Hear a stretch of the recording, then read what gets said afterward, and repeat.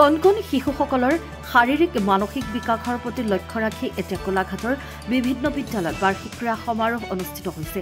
ইয়াৰ ভিতৰত গোলাঘাটৰ গাৰিগড় উচ্চ মাধ্যমিক বিদ্যালয়ত 23ৰ পৰা 26 ডিচেম্বৰলৈকে ছাত্ৰ-ছাত্ৰীসকলৰ মাজত বিভিন্ন খেল-ধেমালি অনুষ্ঠিত কৰা হৈছে। গোলাঘাটৰ পৰা প্ৰকাশ শৰ্মাৰ ৰিপৰ্ট, নিউজ আপডেট।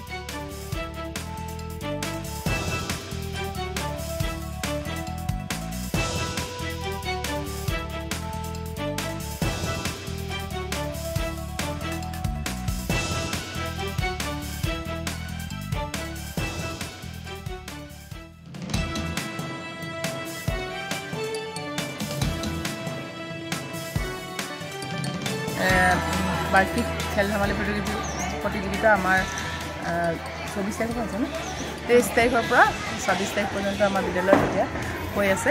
আজি কণ ছাত্ৰ ছাত্ৰীসকলৰ মাজত টাগ অফ ৱাৰ আৰু মিউজিক চেয়াৰ এনেধৰণৰ খেলসমূহ হৈছে এতিয়া বৰ্তমান চলি আছে।